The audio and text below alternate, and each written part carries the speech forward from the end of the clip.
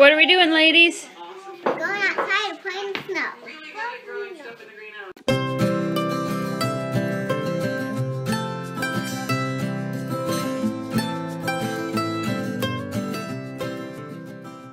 So it's snowing, and the girls really wanted to play in the snow. They've been begging all morning, even though there really isn't that much snow.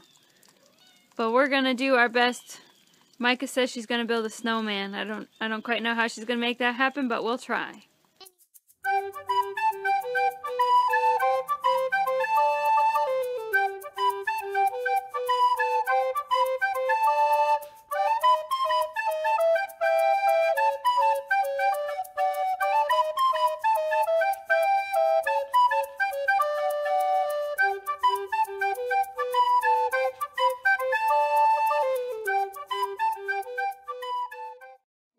Two, three, four, five, six.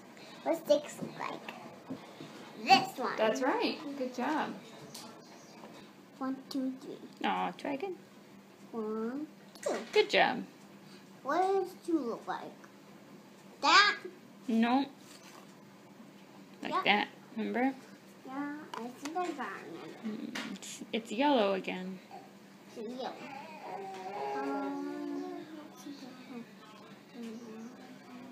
Good job.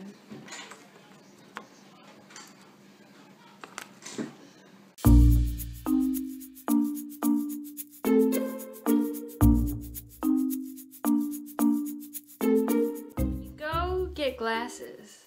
You say, nah, I don't need that anti-reflecting coating. Who pays for that stuff? You never think about your YouTube career. That's true. Nope. Oh well, welcome to an extremely reflective Teal House Farm. On today's episode, we're going to talk about convenience meals on the farm. Ooh. So this week, I've started working on convenience meals that we can keep in our pantry, which are basically things that I'm canning in mason jars. So yesterday, I did a bunch of canned meat. I know it doesn't look tasty, but this sausage will be super easy when we come home. Then I can just heat it up and make some biscuits and gravy with it real fast to have an easy meal. And today, I'm going to make some hamburger stew and then can that in quart jars so that it can easily just be dumped into a saucepan and heated up in a few minutes, and we could have dinner on the table in less than 10 minutes. So smart. That's right. This recipe will make about 9 quarts of hamburger stew, and it's basically just a poor man's stew. We're just using hamburger instead of stew meat because it's what we had, and it's what we need to get out of our freezer and canned up. So I'm gonna just put 4 pounds of hamburger in my big pot on the wood stove, and a few diced up onions, a few garlic cloves, well, more than a few garlic cloves, a lot of garlic cloves, and let it brown up for a little bit.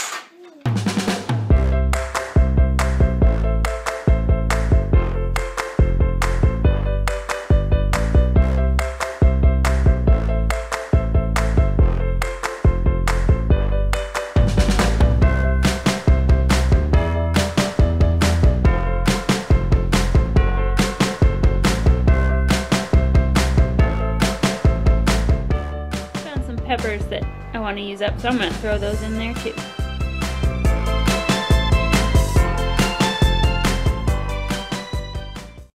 Our hamburger is getting pretty close. We're going to drain all that fat off, and then we're going to add our carrots, potatoes, peas, and our tomato juice. Now I know what you're thinking. Gee, Laura, that stock pot does not look like it can hold 9 quarts. You're right. It can't. It's only 2 gallons. So for this last part, we need to add 4 large cans, which are a quart each, of tomato juice. But I can't fit that all in there. So what I'm going to do is divide it up, and I have a smaller pot that it's going to get 1 quart and a good heap of everything else that's in the pot. And then I'll put the rest in the stock pot, and that will make my 9 quarts.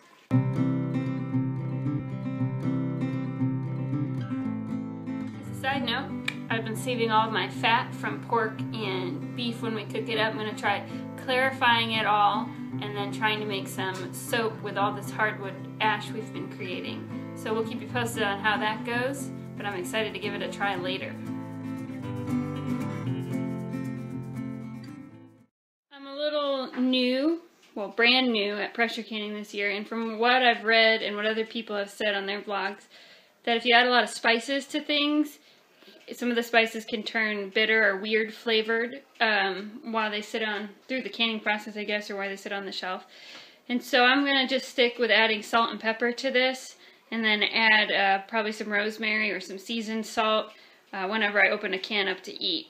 So if anyone knows any more about that and could kind of fill me in or give me some resources to look at, I'd appreciate that, because I'd like to learn more about what spices to avoid putting in foods that I want to can.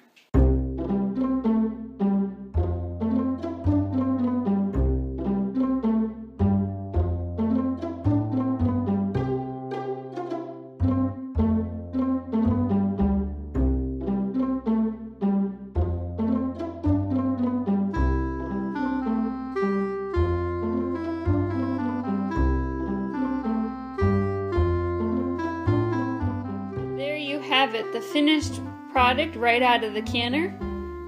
I canned it for 45 minutes at 11 pounds. You want to check your altitude chart for where you live, but for us it was 45 minutes at 11 pounds, and it made 9 quarts like I had said earlier, but I only canned 7 because I'm just planning on using the rest of it tomorrow for dinner, and I just put it in the fridge. You can eat it just like it is. It's more of a soup right now. If you like it thick, like a stew, like we do, mix some flour and water, or even flour and milk up. That's pretty yummy. Maybe a cup for each quart, and add that in there before you warm it up, and that makes a nice thick stew. But it's really delicious just how it is. It's just more of a soup. So I hope you enjoy it. You can check out the link below. I actually borrowed this recipe a while ago from another blog, and so I'll link her below so you can check out her page and see how she does it.